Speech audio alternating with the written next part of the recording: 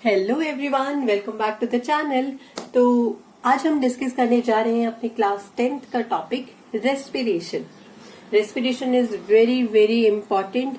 आप में से बहुत सारे बच्चों को कंफ्यूजन होगा रेस्पिरेशन और ब्रीदिंग के प्रोसेस में। तो सबसे पहले आज हम करते हैं respiration. Let's see.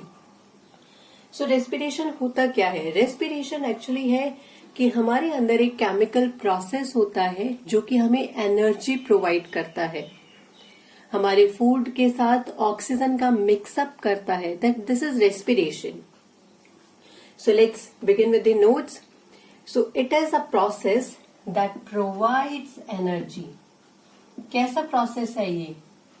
It provides energy which is required for each and every activity of the organism। हमारी जितनी भी एक्टिविटीज होती हैं उन सभी के लिए हमें जिस एनर्जी की जरूरत होती है वो एनर्जी हमें रेस्पिरेशन से मिलती है। ये रेस्पिरेशन होता कहाँ पर है? तो it occurs in all living beings. जितने भी लिविंग बीइंग्स हैं उन सभी में रेस्पिरेशन होता है। अब चाहे वो हमारे फिशेस ही क्यों ना हो, हमारे एनिमल्स ही क्यों ना हो, ह्यूमन बीइंग्स ही क्यों ना हो, तो सभी के अंदर जो भी लिविंग ऑर्गेनिज्म है सबके अंदर रेस्पिरेशन होता है। सिर्फ मोड ऑफ रेस्पिरेशन हमारा डिफरेंट हो जाता है। लाइक ह्यूमंस के अंदर लंग्स होते हैं, जबकि अगर हम फिशेस की बात करें तो फिशेस हैव गिल्स। तो बस ये मोड ऑफ रेस्पिरेशन, हमारा जो रेस्पिरेटरी ऑर्गन्स है वो डिफरेंट हो जाते हैं, बट रेस्पिरेशन सभी के सभी लिविंग ऑर्गेनिजम्स के अंदर होता है। अब ये देखते हैं कि हम इस रेस्पिरेशन में क्या कुछ होता है। ये तो हमने जान लिया कि भाई रेस्पिरेशन क्या है। Respiration is nothing but it is a process that provides energy which is required for each and every activity of the organism. It occurs in all living beings. Now let's see कि respiration कैसे होता है। सो respiration में क्या होता है कि जो ऑक्सीजन है, ऑक्सीजन इज टेकन अप। हम क्या करते हैं? हम ऑक्सीजन लेते हैं अपने एटमॉस्फेयर से और हम उस ऑक्सीजन से करते हैं oxidation of food। Oxygen is taken up for the oxidation of food। अब ये oxidation of food क्या है? What is oxidation of food? Let's see। हमारा जो फूड है, ओके, फॉर एग्जाम्पल ग्लूकोज। ठीक है, हम एक सिंपल फूड मॉलिक्यूल की बात करते हैं, ग्लूकोज की। तो ग्लूकोज के साथ जब ऑक्सीजन मिक्सअप होता है, दैट मीन्स हमारे फूड के साथ जब ऑक्सीजन मिक्सअप होता है, this is called as oxidation. But ये अब मैंने अभी आपको यहाँ पर क्या बना के दिखाया? मैंने एक रिएक्शन बना के दिखाई है। That means this is reactant, यानी कि हमें यहाँ कुछ ना कुछ प्रोडक्ट जरूर मिलेगा। अब वो प्रोडक्ट क्या मिलता है? वो प्रोडक्ट मिलेगा हमें कार्बन डाइऑक्साइड, जो कि हम अपनी बॉडी से बाहर निकाल देते हैं। और हमें क्या मिलता है? वाटर। और सबसे मेन चीज एनर्जी। हम अब तक एनर्जी की ही तो बात कर रहे हैं। तो हमें रेस्पिरेशन से क्या मिला? रेस्पिरेशन से हमें मिला एनर्जी। Let's see. ग्लूकोज क्या होता है? Glucose is C6H12O6। ये ग्लूकोज का फॉर्मूला होता है। 6 कार्बन कंपाउंड है। 6 कार्बन कंपाउंड मतलब जो इसमें कार्बन है वो 6 नंबर्स हैं उस कार्बन के, इसीलिए इसको 6 कार्बन कंपाउंड बोला जाता है। तो ये आ गया हमारा C6H12O6। अब जब ये हमारी ऑक्सीजन के साथ मिलेगा तो it will give out carbon dioxide, जिसको कि हम अपनी बॉडी के बाहर निकाल देते हैं, प्लस में वाटर, प्लस में एनर्जी। अब ये रिएक्शन कहीं से भी बैलेंस नहीं दिख रही है। अब यहाँ पर देखो, रिएक्टेंट साइड में हमारे पास 6 कार्बन है, जबकि अगर हम प्रोडक्ट साइड में देखें तो यहाँ पर हमारे पास सिर्फ और सिर्फ एक ही कार्बन है, तो हमें इन रिएक्शंस को बैलेंस भी करना है। तो अगर हम 6O2, 6CO2 एंड 6H2O यहाँ पर कर दे, तो अब ये हमारी कंप्लीट रिएक्शन आ जाती है फॉर ऑक्सीडेशन ऑफ फूड की। Is it clear? तो अगर आपको कहीं पे भी डाउट लगे आप मुझे कमेंट कर सकते हैं। तो this is reaction. Glucose when combines with oxygen it gives out CO2, जो कि हम अपनी बॉडी से एक्सपेल्ड आउट कर देते हैं, प्लस में वाटर एंड प्लस में एनर्जी, जो कि हमारे बॉडी में जितनी भी एक्टिविटीज या हम जितने भी फंक्शंस परफॉर्म करते हैं हम उसमें इस एनर्जी का यूज करते हैं। दैट मीन्स रेस्पिरेशन कब हुआ है? जब हमने फूड का इंटेक किया है, हमारे फूड के साथ ही तो ऑक्सीजन मिक्सअप हुआ है और तभी हमें एनर्जी मिलती है। इसीलिए बच्चा लोग हमें खाना रेगुलर खाना चाहिए, कभी भी हमें खाना नहीं छोड़ना चाहिए। अब देखो अब क्या होगा। सो जो एनर्जी यहाँ पर रिलीज हो रही है रेस्पिरेशन पर, ये कैसी एनर्जी है? It's a chemical energy. Chemical energy, और यही केमिकल एनर्जी हमारी बॉडी में स्टोर हो जाती है। This is very important. ठीक है, ये कैसी एनर्जी है? This is a chemical energy and this energy is stored in our body in the form of ATP. ATP इज एडिनोसिन ट्राइफॉस्फेट। अब अगर आपसे कोई पूछे कि भाई आपकी बॉडी में जो एनर्जी है वो किस फॉर्म में स्टोर होती है, तो वो स्टोर होती है ATP की फॉर्म में। और ATP की फुल फॉर्म क्या होती है? Adenosine triphosphate. और इसी वजह से ATP को बोला जाता है एनर्जी करेंसी। ये बहुत बार क्वेश्चन पूछा गया है, एनर्जी करेंसी क्या होती है? तो एनर्जी करेंसी है हमारी ATP, या फिर ATP की फुल फॉर्म पूछ ली जाती है। दिस इज वेरी सिंपल ना? यस, बहुत सिंपल है, तो कंफ्यूज होने की कहीं भी जरूरत नहीं है आप लोगों को। तो केमिकल एनर्जी हमारी है ATP, ये हमारी जो बॉडी में एनर्जी स्टोर होती है ATP उसकी एक फॉर्म है। ATP की फुल फॉर्म है एडिनोसिन ट्राइफॉस्फेट और it's a energy currency. So this is respiration. Now let's see the types of respiration. Types of respiration. अब देखो, we have two types. Okay, two types of respiration: aerobic respiration and anaerobic respiration. So let's first discuss about aerobic respiration. देखो, as the name suggests, aerobic air, aerobic okay मेरे साथ आप repeat कर सकते हो, aerobic air. ठीक है, यानी कि यहाँ पर हमें एयर की जरूरत होती है और वो एयर क्या है? ऑक्सीजन। तो जब भी हमारा जो रेस्पिरेशन है, जब रेस्पिरेशन ऑक्सीजन की प्रेजेंस में होता है, that is called as aerobic respiration. When the organic food is completely oxidized, यानी कि हमारे फूड का जो ऑक्सीडेशन होता है in the presence of oxygen, और किसमें? to carbon dioxide, water and energy.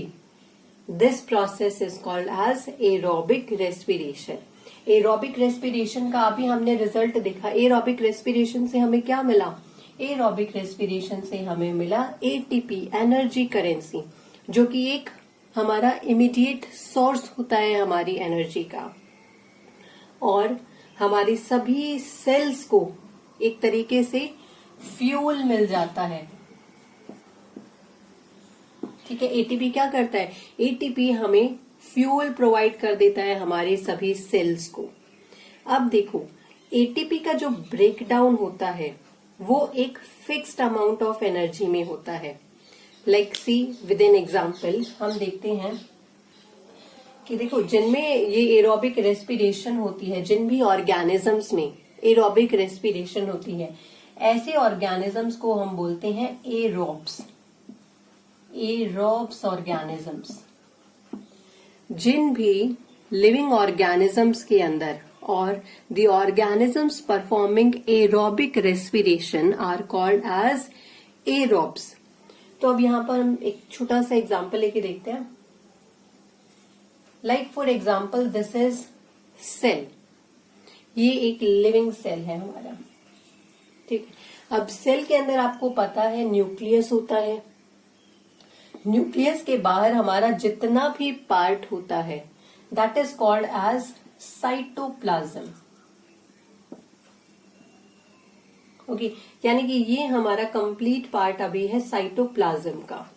तो अब साइटोप्लाज्म में क्या होता है, हमें क्या मिला था, हमें मिला था ग्लूकोज, हमारा फूड। अब ग्लूकोज ऑक्सीडाइज होता है to give energy, oxidation of food हुआ। लेकिन यहां पर बहुत सारे प्रोसेसेस भी चल रहे होते हैं। तो ग्लूकोज क्या होता है, ग्लूकोज हमारा सबसे पहले कन्वर्ट होता है पायरुवेट में। देखो glucose is a 6 carbon compound, C6, ठीक है। ग्लूकोज एक 6 कार्बन कंपाउंड है। यही 6 कार्बन कंपाउंड हमारा पायरुवेट में चेंज हो जाता है। पायरुवेट, एक मिनट, दिस इज पायरुवेट। यहां पर एक प्रोसेस हो रहा होता है which is called as glycolysis. तो glucose with the help of glycolysis, ये कंप्लीट साइकिल होती है जिससे कि वो पायरुवेट में चेंज हो जाता है। अब पायरुवेट से आप लोगों को पता है कि हमारे बहुत सारे सेल ऑर्गेनल्स होते हैं। सेल ऑर्गेनल्स में हमारा एक सेल ऑर्गेनल होता है माइटोकॉन्ड्रिया। तो अब मैं बात कर रही हूं साइटोप्लाज्म में माइटोकॉन्ड्रिया की। ग्लूकोज टू पायरुवेट चेंज होता है बेटा साइटोप्लाज्म में, लेकिन अब क्या होगा, पायरुवेट से जाएगा ये किसमें, क्रैब साइकिल में। तो यहां पर हो रही होती है एक और cycle which is called as Krebs cycle. Okay, यहां पर है क्रैब साइकिल। अब देखो यहां क्या क्या हो रहा होता है। तो जो फर्स्ट हमारा ब्रेक डाउन हुआ है ग्लूकोज से, जो कि एक 6 कार्बन मॉलिक्यूल है, किसमें ब्रेक डाउन हुआ है, पायरुवेट में। पायरुवेट हमारा 3 कार्बन कंपाउंड होता है, यानी कि C6 से C3 की फॉर्मेशन हो गई है। अब यही पायरुवेट क्या करता है, 36 और 38 molecules of ATP are produced on complete oxidation of 1 molecule of glucose. हमारे पास यहाँ पर 36 से 38 मॉलिक्यूल्स ऑफ एटीपी हमें मिल चुके होते हैं, और उसके बाद वो एंट्री करता है क्रैब साइकिल में। क्रैब साइकिल कहाँ पर हो रही होती है, माइटोकॉन्ड्रिया में। ये चीजें इंपॉर्टेंट है, इसीलिए मैं आपको बता रही हूँ कि कहाँ पर कौन सी साइकिल हमारी अकर हो रही है। तो माइटोकॉन्ड्रिया में होती है Krebs cycle. So the pyruvate produced during glycolysis enters into the Krebs cycle, जहां पर कंप्लीट ऑक्सीडेशन होता है किसका, हमारे CO2 का और हमारे ऑक्सीजन का और हमारे वाटर का। CO2 हमारा बाहर एक्सपेल्ड आउट हो जाता है एंड ऑक्सीजन एंड वाटर हमारा यहीं पर रिलीज होना स्टार्ट हो जाता है। और क्रैब साइकिल सिर्फ और सिर्फ जितने भी यूकैरियोटिक ऑर्गेनिजम्स हैं उन्हीं के अंदर होती है। This is very simple. Okay, now let's see the other type of respiration which is called as anaerobic respiration। देखो anaerobic respiration, anaerobic that is aerobic is in the presence of oxygen, that means anaerobic is absence of oxygen। यानी कि ये reaction, ये जो respiration हो रही है, ये एब्सेंस ऑफ ऑक्सीजन में हो रही है। सो जितना भी हमारा ऑर्गेनिक फूड है वो इनकम्प्लीटली ऑक्सीडाइज्ड होता है। Okay, food is incompletely oxidized, यहां पर इनकम्प्लीट ऑक्सीडेशन होता है। लेकिन किस में? देखो, कंप्लीट ऑक्सीडेशन किस में हुआ था? कार्बन डाइऑक्साइड में, वाटर में और एनर्जी में। तो यहां पर हमारा फूड इनकम्प्लीट ऑक्सीडेशन हो रहा है यहां पर, तो वो भी किस में होगा? यहां होता है इनटू इथाइल अल्कोहल में। तो यहाँ किस चीज की फॉर्मेशन होती है? यहाँ फॉर्मेशन हो रही होती है इथाइल अल्कोहल की, और 2 molecules of ATP are released. सिर्फ और सिर्फ हमें एनारोबिक में 2 मॉलिक्यूल्स ही मिलते हैं एटीपी के। तो अगर हम एग्जाम्पल देखें कुछ बैक्टीरिया या फिर ईस्ट का, जिनमें कि एनारोबिक रेस्पिरेशन होता है। ओके, देखो एनारोबिक रेस्पिरेशन किस में होता है? इन सम बैक्टीरियाज और इन ईस्ट। तो उनमें किस तरह से हो रहा होता है? हमारा ग्लूकोज है, ठीक है, ग्लूकोज से ग्लाइकोलिसिस बनेगा। ठीक है, ग्लाइकोलिसिस यानी कि, क्योंकि ये वाला प्रोसेस कहां पर हो रहा होता है? ये वाला प्रोसेस हो रहा होता है साइटोप्लाज्म में। तो ग्लूकोज से पायरुवेट चेंज हुआ, पायरुवेट और एनर्जी हमें मिली थी। लेकिन अब क्या हुआ? यही एनर्जी और जो पायरुवेट फॉर्म हुआ है, मैंने कहा था यूकैरियोट्स में होती है क्रैब साइकिल। दैट मीन्स यहां पर इनकम्प्लीट ऑक्सीडेशन से क्या होगा?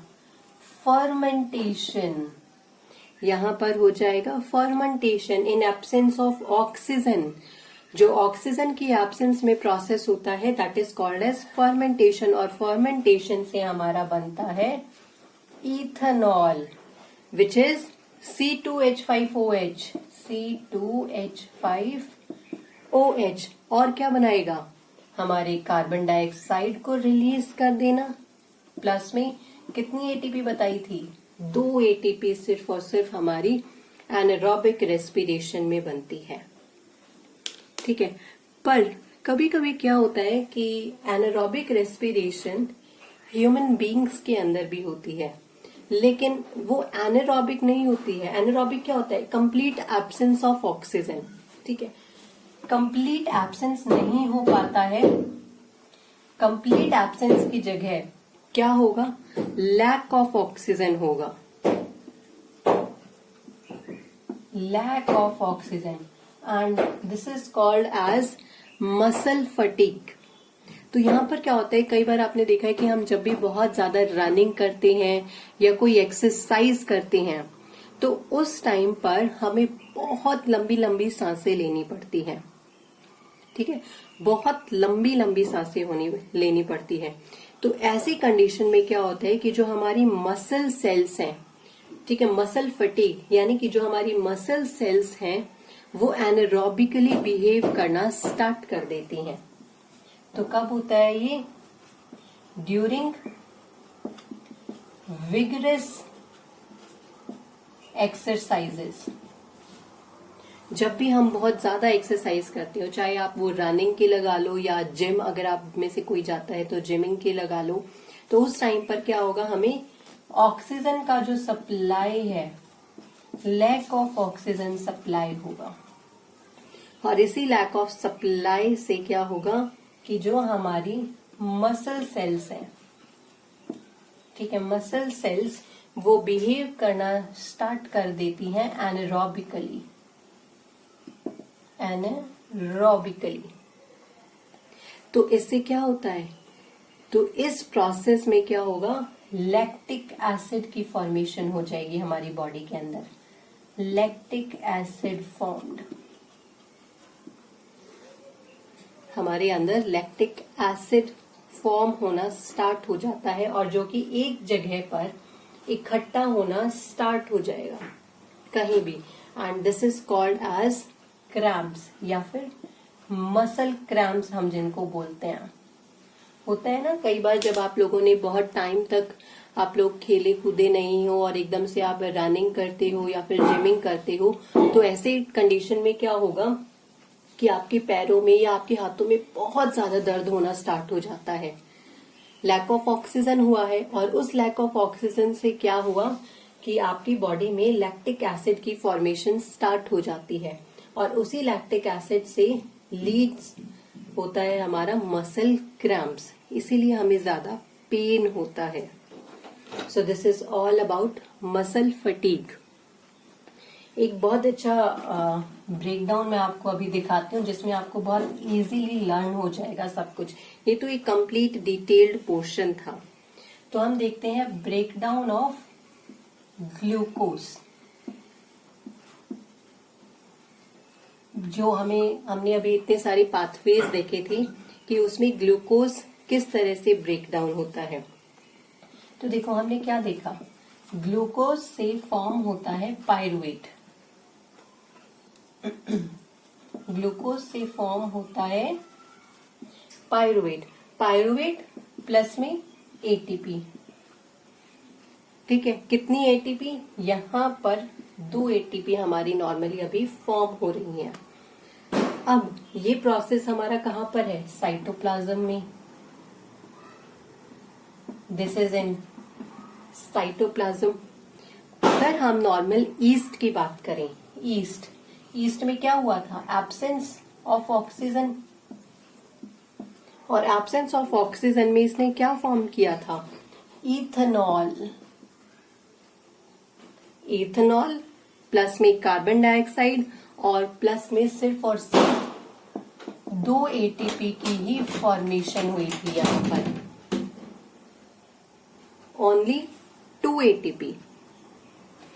नाउ ये तो हुआ एब्सेंस ऑफ ऑक्सीजन में। एक हमने अभी देखा था लैक ऑफ ऑक्सीजन, यानी कि जहां पर ऑक्सीजन की कमी हुई थी, एब्सेंस नहीं, सिर्फ और सिर्फ कमी हुई थी।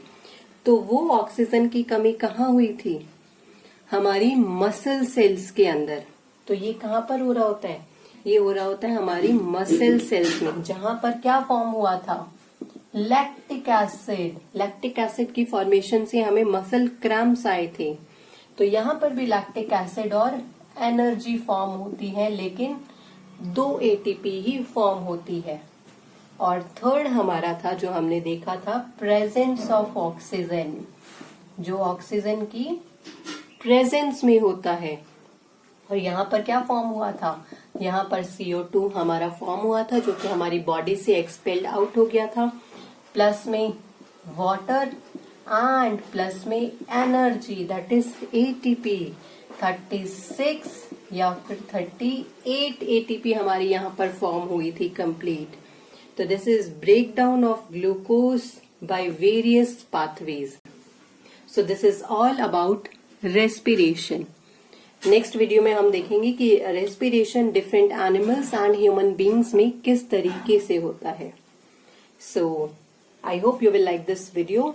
Do share it with your friends, your relatives, your cousins, your best friends also. और अगर आपने मेरे चैनल को अब तक सब्सक्राइब नहीं किया है तो सब्सक्राइब करना ना भूलिएगा. Thank you so much. Have a good day. Bye bye.